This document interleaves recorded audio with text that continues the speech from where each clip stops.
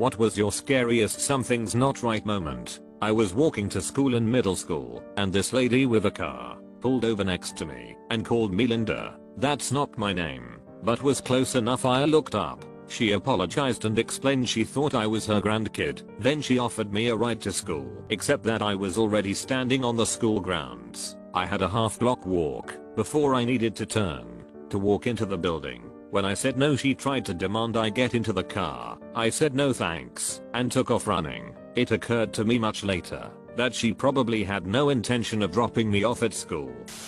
I was working on a radio system in the local water tower of a pretty remote outback town. It was a beautiful late spring day in October when I got there, but after about 2 hours the bird noises stopped, the breeze stopped. I took my equipment out of standby and flagged it as live test because I had the weirdest feeling I didn't have time to fully test it, and went outside to sit in the car. About 90 seconds later there was a direct lightning strike on the tower I just left. It was the highest point in 200 kilometers. It was literally the loudest thing I'd ever heard, ever.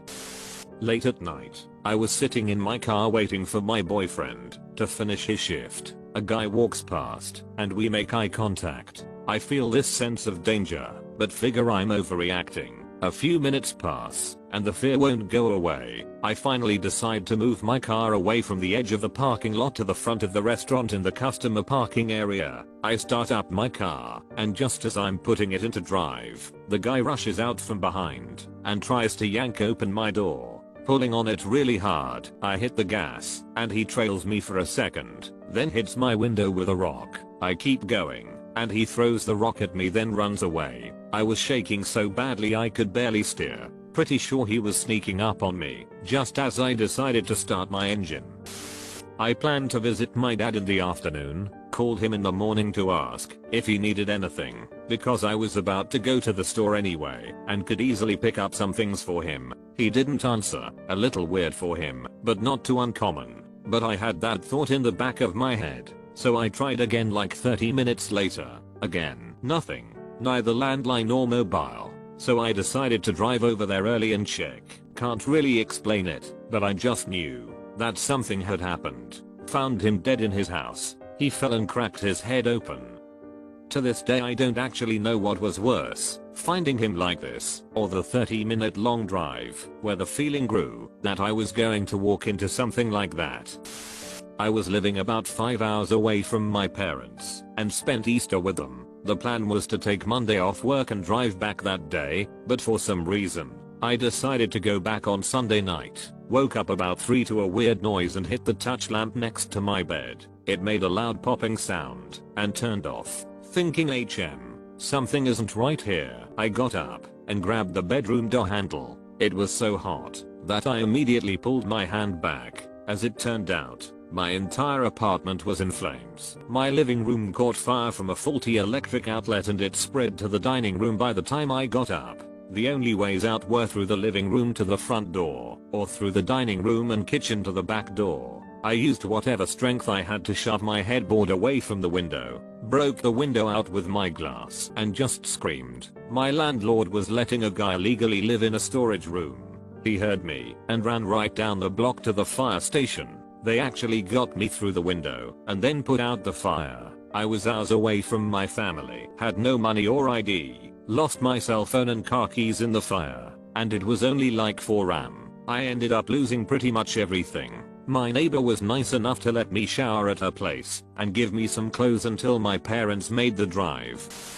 It wasn't me that noticed something's not right. Once a woman came up to me on a train that I had gotten on and said, "I just wanted you to know that man there is following you." And he was. He followed me in a quiet way when I changed trains and I ended up asking a cop to walk me home. It was one of the creepiest experiences of my life. In hindsight I shouldn't even have gone home. I'm pretty sure he stopped following me when I spoke with the police officer, but still. I got home from work, and as soon as I stepped out of my car something felt off. My upstairs neighbor left his dog out, which wasn't super uncommon, but she was acting strange, which just added to my weird intuition. Normally she's super excited to greet you, but this time she just sat by his door. About 20 minutes pass, and I can't shake the feeling I decide to go to his door and see if he wants to come down for a drink. As I approach, I notice his dog made it inside, but now she's barking non-stop. I knock and I knock until I'm pounding on his door. I jiggle the handle and it's locked. I run down and through my house to a back stairwell that connects our residences. I open the door to his apartment and he's overdosing on Percocet, convulsing on the ground, struggling to breathe. M said if they had been called 10 minutes later he might not have survived. I video called my sister an hour after she had a baby. She picked up and just said I don't feel good, but something was bone-chillingly off about it. An hour later she was hemorrhaging and all her stats were in a free fall. Turns out she had a major complication that the doctors missed. The scariest time of my life. She spent 3 weeks in the hospital, but eventually made a full recovery and the baby was healthy and is currently climbing on me as we enjoy Christmas together. That was 2 years ago, but I still remember the exact look in her eye when she said I don't feel good. Gives me chills even today.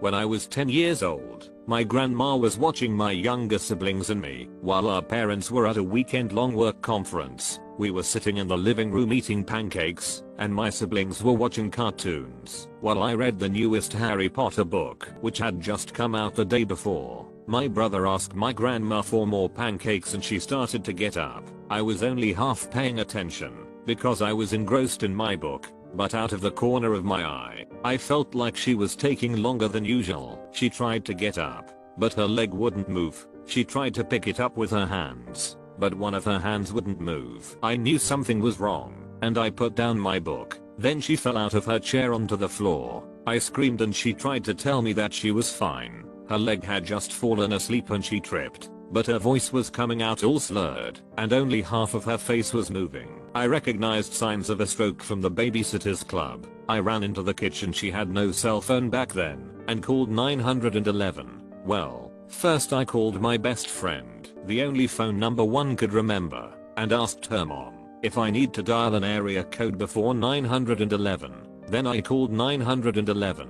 Meanwhile, my siblings got the handyman who was mowing the backyard to come in and help out. The ambulance arrived and they took her to the hospital, and I don't remember much else. My best friend's mom must have somehow gotten hold of my parents because they did eventually show up at the hospital. But here's the good news, because she was treated so quickly, she made a full recovery and is still alive and in good health almost 20 years later.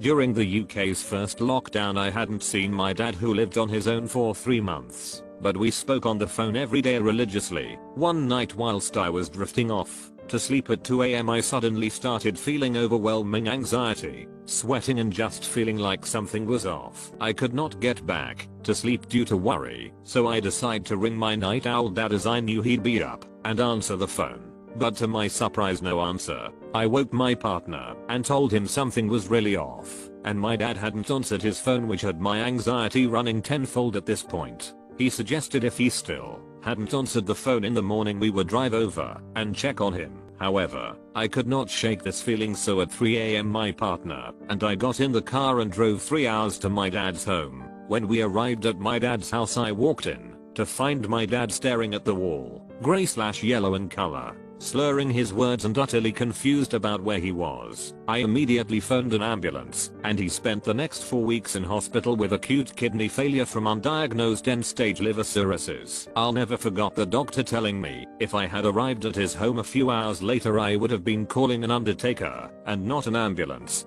Due to the sudden and random confusion caused by cirrhosis, he genuinely believed the TV remote was his phone, hence why he couldn't seek treatment. Kidney failure comes on so rapidly that the two together are fatal within hours, so me turning up that morning was crucial to him getting the treatment at the right time. As I'm typing this, my dad is driving over to my house to spend the Christmas here with us, and the cirrhosis symptoms remain under control, a happy ending. Sometimes anxiety can be a life-saving gift. I had just parked my car at work and had gotten out and was walking around to my trunk when I noticed a jogger in the parking lot I didn't recognize. Before and after work we see quite a few people jogging/walking from the other businesses in the office park, so it's not an unusual sight. But this guy made me feel like I shouldn't turn my back to him for some reason. He wasn't acting off or anything to make me feel that way at all. So I'm now digging through my trunk and my lunch has rolled to the back, and my little stubby arms can't reach it from standing, and I know I'll have to lean way into my trunk to get it. I start to lean, and I'm still watching the jogger out of the corner of my eye, and see him stop jogging, and start sneaking along the line of cars leading to mine. In hindsight I should have slammed my trunk shut, and sprinted for the front door. What I did was square up, and face the direction he was coming from, and yell good morning.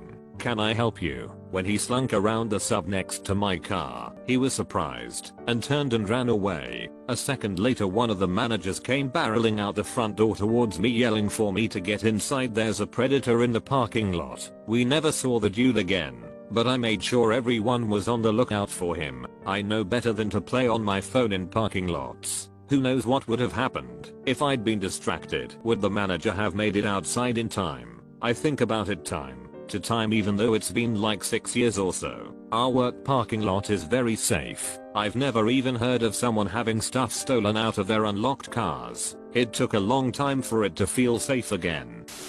I took a class on, among other things, lighting in a theater. One day I was using a single person lift to put myself 20 meters above the floor to change one tiny thing on one light. As I raised the lift closer to the light I had this feeling, and then it got progressively worse. Literally every single safety thing that could be wrong on this very heavy light 20 meters above the crossroads of multiple walkways was wrong, and about as wrong as it could be. It is a miracle this light hasn't fallen off and killed someone yet, and it was about to. Moreover, whatever idiot managed to screw it up this badly, who had also somehow been competent enough to be certified to use a 2-person lift, even though I saw every single person in a 45-person class of predominantly 14-year-olds do a better job on a light the first time they ever touched one, also managed to touch the power coupling to the crazy hot light and make it stay there, and the power coupling was melted and somehow still functional, and it's a miracle the entire auditorium hadn't burned down.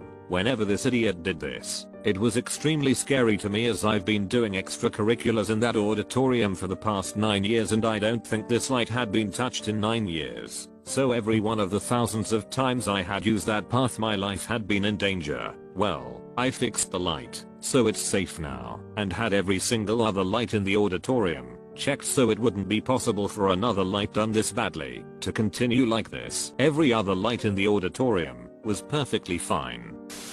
I went to a friend's house for a party in the before times. A few years ago, she had another friend. We'll call her Grace. Grace had brought this man with her to the party, and everyone was fawning over him. He was apparently a somewhat well-known local artist. I took one look at him and got a seriously inert feeling. I couldn't explain why at the time, but his eyes absolutely freaked me out. No emotion, just cold, extremely off-putting. So I tell my friend that this dude is freaking me out, but I can't explain why. She tells me I'm being sensitive. This guy is a local gem, yada yada. So I suck it up and start trying to interact. It was a very small party. Within maybe 5 minutes, this guy has asked me and my friend, as well as Grace, to go on a road trip to a remote waterfall in Montana with him. It's a spiritual experience, he says. I go there all the time. I bring people up there. Obviously, I declined his offer. He spent several minutes trying to convince me, but ultimately, nobody wanted to go to Montana. My friend worked a lot,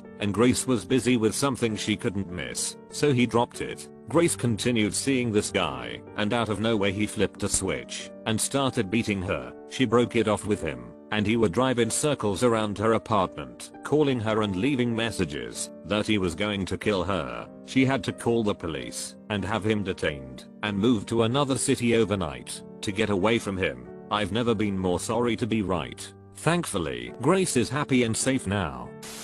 One day I was in a parking garage across the street from a courthouse. After filing a document, I'm a paralegal. As I'm me, I get off the elevator, where I think my car is parked, and it's nowhere to be found. This is not unusual, so I start wandering around pushing the button for it to beep. After about a minute of wandering, I notice a guy walking around too. He doesn't appear to be following me, but he's giving me the creeps anyway, so I keep an eye on him. There is no one else on that level except him and me. Finally I determine that my car must not be on that level and get in the elevator to go down a level. I get off the elevator and keep an eye on it for a second. The guy doesn't appear, so I brush it off as my paranoia. I start walking around pushing the button again. Then, as I turn the corner, there's the guy again. So, this time I know he's following me. I head for the elevators. Then I notice that he's heading that way too, and is on par to cut me off. And I start to panic.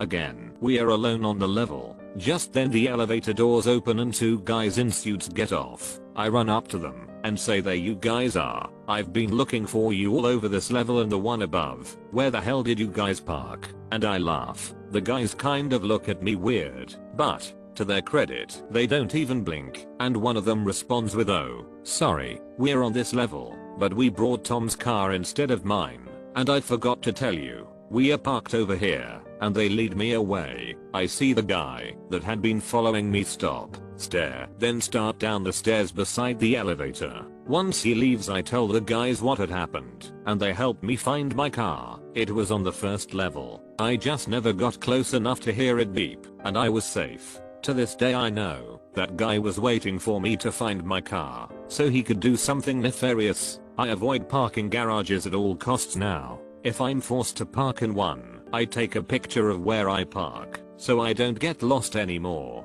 I also carry pepper spray on my keychain.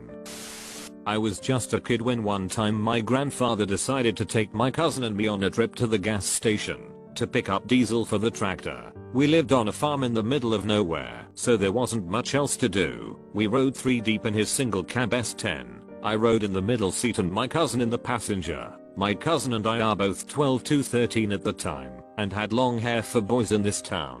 When we get to the gas station, my grandfather parks at a pump and heads inside, leaving the keys in the truck with us buckled inside. Considering we live in a small town with next to nobody in it where nothing happens, this wasn't unusual. All was normal until that point. Just before my grandfather had walked in, an elderly man of a similar age sitting on the bench outside of the station stopped him and pointed at us. I couldn't hear what they said, but I got a weird feeling about it suddenly. My grandfather walked inside after the short interaction and walked to the register. The man doesn't take his eyes off of us from across the parking lot. He suddenly gets up and just starts walking right towards us. I start panicking, and my cousin does too. As soon as he reached the truck, he opened the driver's side door. My cousin unbuckles and tells me to get out as he hops out. I start mashing my buckle release, but it's stuck, and the seat belt is locked firmly against me from my panicking. My cousin leans back in and tries to push the release, but realizes it's stuck too, and then immediately hops out. The guy just looks at me and grins as he reaches for the keys in the ignition.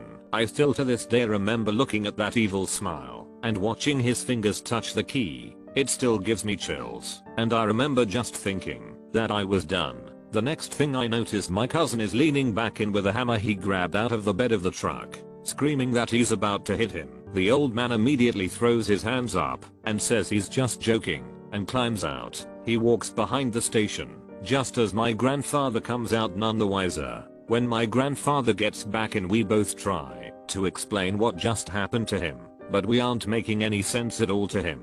I honestly just think it was the fact that we were in shock and he was so old and unsuspecting of that kind of thing in our area. As soon as we got home, we told the rest of the family about it. They immediately start questioning my granddad about what the man said to them. He tells them the man just asked if we were his granddaughters, but he didn't pay much attention to him because the man seemed deaf.